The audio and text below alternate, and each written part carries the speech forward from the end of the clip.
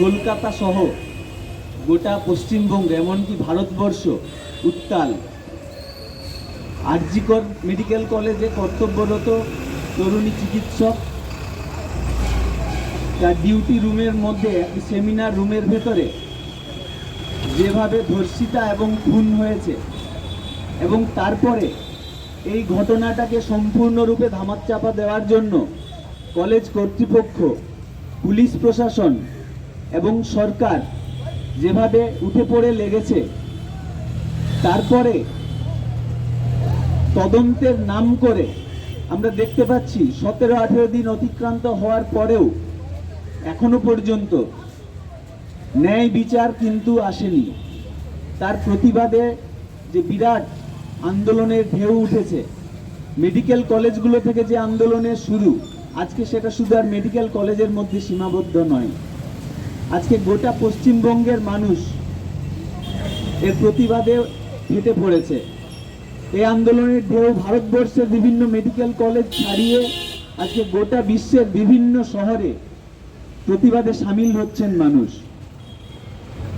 এই সময় দেখতে পাচ্ছি একদিকে শাসক যেমন ন্যায় বিচারের পদ্ধতিটাকে ডিলে করছে, ন্যায় বিচারকে আড়াল করার চেষ্টা করছে, অপরাধীদের আড়াল করার চেষ্টা করছে, তেমনি আরেক দিকে আমরা দেখতে পাচ্ছি যে দিকে দিকে যে প্রতিবাদের কণ্ঠস্বর ধ্বনিত হচ্ছে, সেই কণ্ঠস্বরকে গলা টিপে আটকানোর জন্য অদম্য প্রচেষ্টা নিয়ে তারা চালিয়ে যাচ্ছে।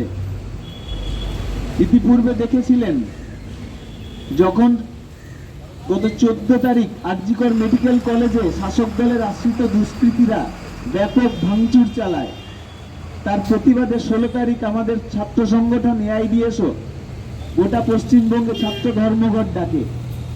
সেদিন বিভিন্ন জায়গায় প্রশাসন আমাদের ছাত্র কর্মীদেরকে অ্যারেস্ট করে, এমনকি তাদের নন বেলেবল ধারাতে আটকে রাখে।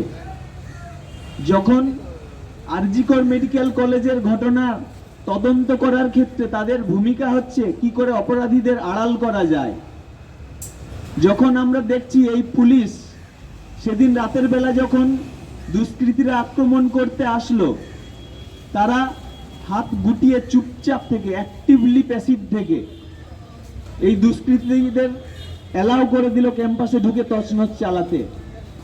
যখন আমরা দেখতে পাচ্ছি জি করের ঘটনার পরে গোটা রাজ্য জুড়ে একটার পর একটা একই ধরনের ঘটনা ঘটে যাচ্ছে, সেখানে পুলিশ নিষ্ক্রিয়। থেকে আগামী 3রা সেপ্টেম্বর একটি কলকাতার রাস্তা দখল করার আহ্বান জানানো হয়েছে আইডিএসওর পক্ষ থেকে। আপনারা জানেন 1 সেপ্টেম্বর ছাত্র শহীদ দিবস। খাদ্য আন্দোলনের শহীদদের পাশে দাঁড়ানোর জন্য ছাত্ররা যখন স্পন্টেনিয়াস রাস্তায় এসে নেমেছিল বিচার চাইতে, তার উপরে গুলি চালিয়েছিল পুলিশ, ছাত্রদের শহীদ করেছিল, তাতে আন্দোলন থামানো যায়নি। আজকে পুলিশ যতই অতি সক্রিয়তা দেখাক, ছাত্রদের আজকে আটকানো যাবে না।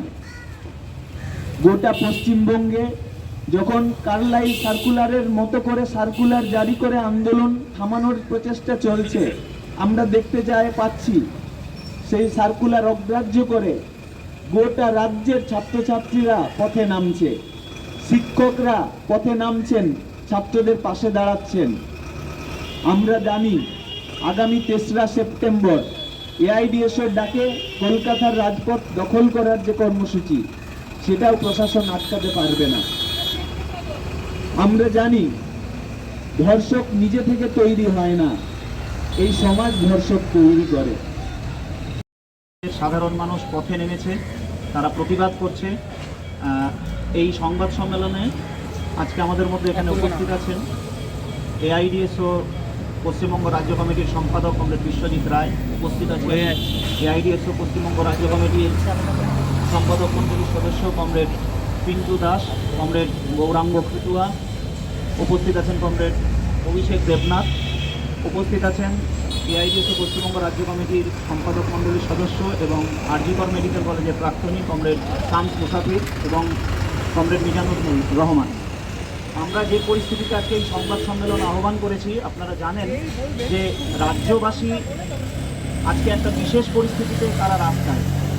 আরজিকর মেডিকেল কলেজের যে নৃশংস ঘটনা ঘটেছে সেক্ষেত্রে দোষীদের আড়াল করার চেষ্টা হচ্ছে এবং ফলে দ্রুত তদন্ত করে দোষীদের দৃষ্টান্তমূলক শাস্তির দাবিতে রাজ্যবাসী আজকে পথে নেমে প্রতিবাদ করছে। ছাত্র, শিক্ষক, অভিভাবক, সমাজের বিভিন্ন স্তরের মানুষ যারা 14 তারিখ রাতে সারা রাত রাতে অজস্র মিছিল হচ্ছে, মিটিং হচ্ছে, মানুষ সামনে দাঁড়িয়ে প্রতিবাদ করছে। তাদের একটাই দাবি যে আরজিকরের ঘটনায় দোষীদের দৃষ্টান্তমূলক শাস্তি, কোনোভাবেই দোষীদের যাতে আড়াল করা না যায়। আবার আমরা একই সময় লক্ষ্য করছি যখন এই রাজ্যের সাধারণ মানুষ যখন প্রতিবাদ করছে এরকম একটা অন্যায়ের বিরুদ্ধে, যখন তারা দৃষ্টান্তমূলক শাস্তির দাবি করছে, তখন আবার রাজ্য সরকার তারা হুলিয়া জারি করে এই আন্দোলনগুলোকে দমন করার চেষ্টা করছে, ছাত্র আন্দোলনকে দমন করার চেষ্টা করছে, স্কুল কলেজগুলোকে স্কুলে তারা শোকজ করার হুমকি দিচ্ছে। সেই হুমকিকে উপেক্ষা করেই কিন্তু এই রাজ্যের শিক্ষা প্রতিষ্ঠানের শিক্ষকরা, ছাত্ররা কিন্তু রাস্তায় দাঁড়িয়ে মিছিল করছে।